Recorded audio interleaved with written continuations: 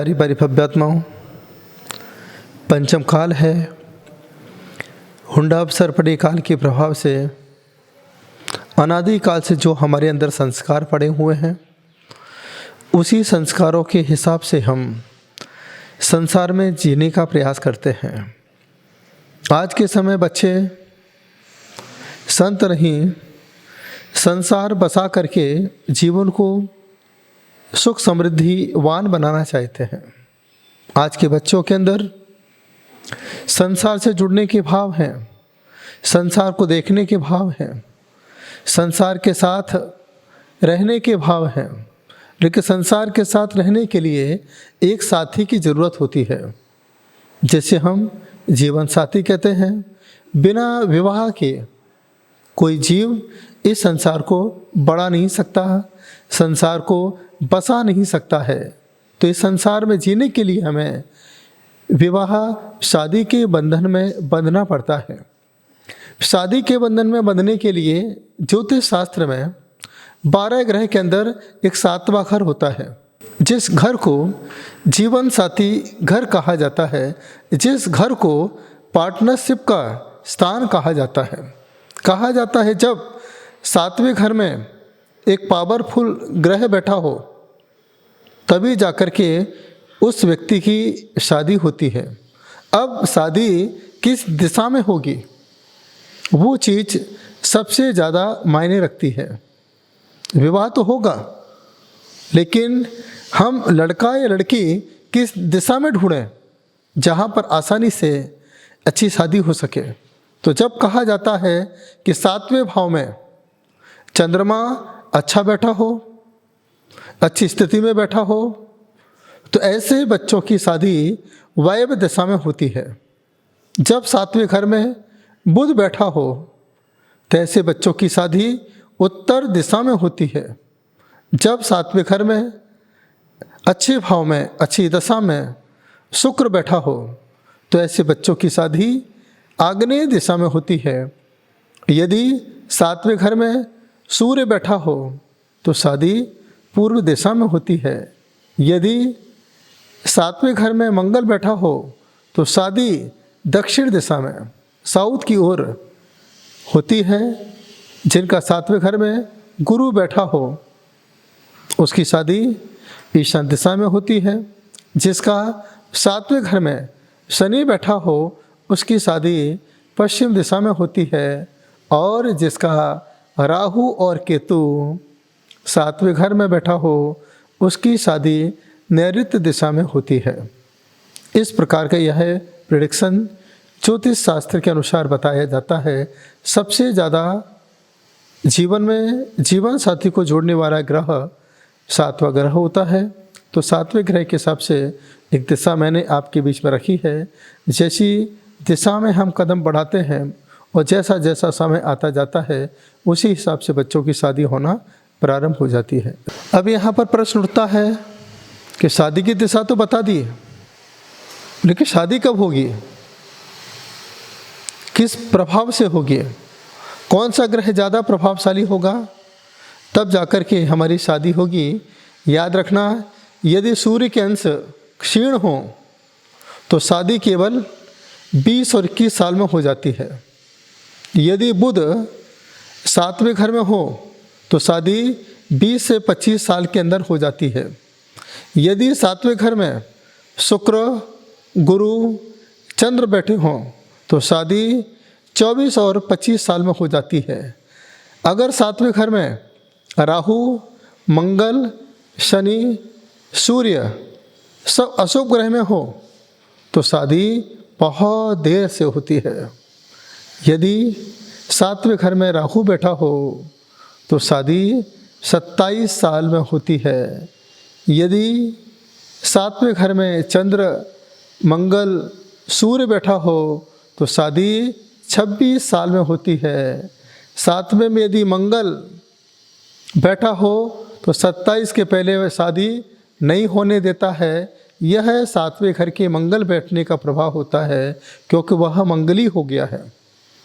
ऐसा कहते हैं, यदि 12वें घर में मंगल बैठा हो, लग्न में मंगल बैठा हो, यदि चौथे घर में मंगल बैठा हो, सातवें घर में मंगल बैठा हो, आठवें घर में मंगल बैठा हो, वह पत्रिका मंगल कही जाती है, जिसे मंगल दोष कहा जाता है। तो ऐसे मंगल का प्रभाव 27 साल के पहले नहीं होने देता है, बहुत तकलीफ देता है, परेशानी देता है। यदि सातवें घर में केतु बैठा हो तो शत्रु की वजह से शादी में बहुत परेशानी आती है। यदि सातवें घर में शनि बैठा हो तो शादी 30 साल के बाद होती है। यदि गुरु, चंद्रमा, शनि, मंगल, राहु एक साथ बैठे हों तो बहुत ज़्यादा शादी में परेशानी आ जाती है। और मंगल राहु, शनि सूर्य या सूर्य मंगल या सूर्य राहु बैठा हो 7वें और 8वें भाव में तो शादी बहुत मुश्किल से, बहुत मशक्क़त के साथ आपके जीवन में संसार के बंधन से जुड़ने का आपको मौका प्राप्त हुआ करता है। तो कहने का अर्थ यही है कि 7वां घर ही आपको संसार से जोड़ सकता है, आपको जीवन साथी से मिला सकता है। आप मुझे सुन तो रहे हैं, आपको ज्योतिष तो नहीं आती है, लेकिन सिर्फ हम 7वें घर की बात आपके बीच में रख रहे हैं। इसके साथ साथ आप अपने 7वें घर को देखिए। जैसे पहला घर लग्न का होता है, दूसरा धन का होता है, तीसरा पराक्रम का होता है, चौथा माता का होता है, पांचवा मित्रों का होता है, छठवा रोग का होता है और 7वां जो घर होता है उसे अपन पार्टनरशिप या वैवाहिक घर कहते हैं। 8वां मृत्यु का घर होता है, 9 नंबर आपका भाग्य का होता है, 10 नंबर आपके पिताजी का होता है, 11वां नंबर इनकमिंग का होता है, आवक का होता है और 12वां नंबर जावक का होता है। ऐसे 12 घर में 7वें घर की बात हम आपके बीच में रख रहे हैं। यदि यहाँ पर एक घर के साथ कोई अच्छा ग्रह बैठ जाए तो आपके लिए बहुत कल्याणकारी अवसर होगा, आपको अच्छा संगी और साथी प्राप्त होगा। अब यहाँ पर प्रश्न खड़ा होता है, शादी तो हो गई है या शादी होने वाली है, अब यहाँ पर हम मिलान कैसे करें जिससे हम जीवन भर शांति से जी सकें, लोगों का सामंजस्य, मेल मिलाप, विचारधारा एक रहे, कभी आपस में विवाद ना हो, परिवार का संचालन हो सके, माता पिता खुश रहें, किसी प्रकार से माता पिता को परिवार में आने वाली लड़की से किसी प्रकार का मनमुटाव ना हो। इसके लिए हमें एक चीज़ को देखना बहुत ज़्यादा ज़रूरी है। राशि के हिसाब से ही हम जीवन साथी को अपने जीवन में लाएंगे तो ही आपका जीवन आनंद के साथ व्यतीत हो सकता है।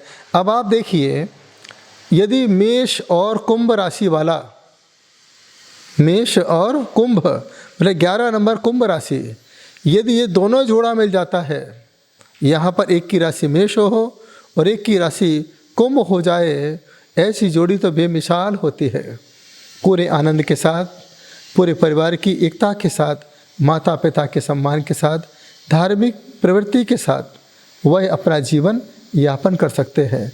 इसके साथ साथ जिनकी वृषभ और तुला हो, वह एक दूसरे की आदत के साथ कमिटमेंट करते हैं, एक दूसरे की आदत के साथ जुड़ जाते हैं, तालमेल एक अच्छा बैठ जाता है, एक दूसरे की भावनाओं को समझने वाले होते हैं वृषभ राशि और तुला राशि। इसके साथ साथ मिथुन राशि और कुंभ राशि ये अच्छा होता है, लेकिन धनु राशि वालों से ये संबंध ना करें। यदि धनु राशि के साथ संबंध होता है, आप सभी जानते हैं कि मिथुन राशि और कुंभ राशि संबंध तो अच्छा है, लेकिन जैसे ही हमने धनु राशि का संबंध करना चालू किया, धनु राशि के साथ संबंध बनाना चालू किया, तो आपका संबंध बिगड़ सकता है। वो धनु राशि का स्वामी गुरु होता है। आपके घर में कोई गुरु आया है, आपकी कैसे सुनेगा? फिर आप अशांत रहोगे, मन टेंशन में रहेगा, इसलिए आप थोड़ा सा ध्यान रखें। इसके बाद सिंह राशि और धनु राशि, यदि जोड़ी बनाना है धनु की तो सिंह राशि और धनु राशि के साथ आप जोड़ी बनाइए। यह शुभ कारक होता है, ये लक्ष्य तक पहुंचाने वाला होता है। किसी प्रकार का तनाव नहीं होता है, दोनों एक दूसरे की भावनाओं को समझते हैं। इसके साथ साथ जिनकी कन्या हो, कन्या के साथ वृषभ राशि का जब संबंध हो जाता है वो जोड़ी भी अच्छी मानी जाती है। इसके अलावा तुला राशि और मिथुन राशि, यह जीवन भी सुखद होता है। वैवाहिक जीवन में बहुत आनंद होता है, पूरी तन्मयता और आत्मीयता के साथ वो अपना जीवन यापन कर सकते हैं। इसके साथ साथ वृश्चिक राशि और कर्क राशि, मीन राशि और कर्क राशि, इनकी जोड़ी भी बहुत शांतिप्रिय होती है, धार्मिक होती है, बड़े शांत भाव के साथ अपना जीवन यापन करते हैं, एक दूसरे की विचारधाराओं से जुड़े रहते हैं। ये इस राशि का सबसे बड़ा प्रभाव होता है। इसके साथ साथ धनु राशि और सिंह राशि, सिंह राशि और कुंभ राशि, ये भी एक अच्छी जोड़ी है, जीवन भर जुड़ी रहेगी। आत्मीयता के साथ, धार्मिक भावना के साथ, तीर्थ यात्राओं के साथ इनका जीवन यापन होता रहेगा। इसके अलावा मकर राशि और वृषभ राशि, इनके जीवन में मधुर संबंध रहते हैं, माता पिता की सेवा करने वाले होते हैं, धर्म से भी जुड़े रहते हैं और आपस में एक दूसरे को समझने वाले होते हैं। इसके अलावा जिनकी कुंभ राशि है और धनु राशि है, इनके जीवन में, और धनु राशि है या मिथुन राशि है, इनका जीवन भी आनंद प्रिय होता है। ये जोड़े अपने आप में ही इस धरती से, परिवार से जुड़े हुए रहते हैं। इसके अलावा जिनकी मीन और वृश्चिक राशि हो, कर्क और वृश्चिक राशि हो, ऐसे लोगों का भी वैवाहिक जीवन सुखद होता है, सुख शांति की प्राप्ति होती है, आनंद का अनुभव होता है। हमारा सिर्फ आप लोगों से यही कहना है कि आप यदि संसार बसाना चाहते हो, संसार से जुड़ना चाहते हो, संसार से जुड़ना चाहते हो, इन चीज़ों का आकलन अवश्य कर लेना। आज हम सभी लोग पत्रिकाएं मिला तो लेते हैं, पत्रिकाओं को मिलाने के साथ साथ हम राशि नहीं मिला पाते तो हमारे परिवार की स्थिति बिगड़ जाती है। यहाँ पर लड़के लड़की दुखी नहीं, माता पिता सबसे ज़्यादा दुखी रहते हैं, क्योंकि हर माँ अपने घर में बहू तो लाना चाहती है, इसी भावना से लाना चाहती है कि जो मेरे अंदर कमजोरी आई है, शारीरिक कमजोरी मेरे अंदर पैदा हुई है, इसकी पूर्ति घर आकर के बहू कर सके, इस घर को संभाल सके, बेटे को संभाल सके, परिवार को संभाल सके। इतनी बड़ी हमने दुनिया बसाई है, इस दुनिया की सारी व्यवस्था बहू आकर के संभाल सके, इस भावना के साथ हर माँ अपने बच्चे को किसी लड़की के हवाले करती है। एक बात इसी क्रम में आपके बीच में कहना चाहता हूँ, सारी बहनों को यही संदेश देना चाहता हूँ कि जब कभी आप ससुराल जाओ, उसे अपना घर मान के जाओ, क्योंकि जिस घर में आप पैदा हुई हो, यह घर तो पराया घर है। जिस घर में आपकी शादी होती है, यही तुम्हारा अपना घर हुआ करता है। जिस माँ बाप ने तुम्हें पैदा किया है, वह तो 22, 24, 25 साल तक अपने साथ रखते हैं, लेकिन जिस घर में आप बहू बन के जाती हो, उस घर की चाबी तुम्हारी होती है, उस घर की मालकिन बन कर के आप उस परिवार का संचालन करती हो। इसके अलावा उस माँ को धन्यवाद दो जिस माँ ने भगवान से लड़का मांगा होगा, और लड़का पाने के बाद उस माँ ने उस लड़के में धार्मिक संस्कार दिए होंगे, व्यसन से दूर रखा होगा। संस्कारवान बेटा एक माँ ने तुम्हें सौंपा है। यदि कोई व्यसनी लड़का आपके जीवन में आता तो तुम्हारी ज़िंदगी कैसी होती? गलत आदत का शिकार होता तो तुम्हारी ज़िंदगी कैसी होती? आप उस माँ को धन्यवाद दो जिस माँ ने 22, 24, 25 साल तक, आगे तक जो भी है, उस माँ ने किस तरीके से परवरिश की होगी। बच्चों को संस्कारित करने के लिए माँ ने मंदिर भी छोड़ा होगा, संतों के प्रवचन छोड़े होंगे। एक ही भावना लेकर के चलो, अपने घर की संतान संस्कारवान हो जाए तो यही अपना घर ही मंदिर के समान हो जाएगा। तो मैं चाहता हूँ उन बहनों से, जिस माँ ने तुम्हें इतना बढ़िया संस्कारी लड़का दिया है, आप तो उनके चरणों को छूना, उनकी आज्ञा का पालन करना, कभी उन्हें जवाब नहीं देना। उन्हें क्या चाहिए सासू को, 2 समय का भोजन मिल जाए समय पर, कुछ अगर बोल भी दे, यही सोचना ये मेरी मम्मी जी है। जिस माँ ने मुझे पैदा किया था वो तो मम्मी थी, लेकिन ये तो मम्मी जी है।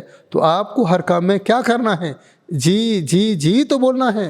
अगर जी जी बोलती रहोगी तो हर काम तुम्हारे मर्जी का होगा। जहाँ तुमने जी नहीं बोला और जी के हिसाब से काम नहीं किया तो आप उस ससुराल में अच्छे से रह भी नहीं पाओगे, न पूरे परिवार को अच्छे से रख पाओगे। और वह परिवार जो आज मुट्ठी में बंधा हुआ था, वह परिवार बिखर जाएगा। बेटे को तो आप ले जाओगे, लेकिन वो बूढ़े माँ बाप कैसा अपना जीवन यापन कर पाएंगे। तो मेरा सिर्फ आपसे यही कहना है, वैवाहिक जीवन में आप बंधना चाहते हो, संसार को बढ़ाना चाहते हो, संसार को बसाना चाहते हो, तो पूरी भक्ति तन्मयता के साथ पूरे ग्रहों की स्थिति को मिलाकर के आप संसार को बढ़ाते हो, बसाते हो धार्मिक भावना के साथ, तो आपका यह संसार सुख शांतिमय व्यतीत होगा, धर्म के साथ व्यतीत होगा, धर्म आपका साथ देगा। ऐसे यह ग्रहों की स्थिति है। इन ग्रहों की स्थिति के साथ आप अपना सामंजस्य बना के जिएँ। जैसे राम सीता का जीवन रहा, राधा कृष्ण को याद किया जाता है, आज मैना सुंदरी और श्रीपाल को याद किया जाता है। बस मेरी यही भावना है कि आपका पूरा जीवन सुख शांति में व्यतीत हो और आपके वैवाहिक जीवन में धार्मिक संस्कार हो, धार्मिक पाणी ग्रहण हो, यही मेरी भावना है।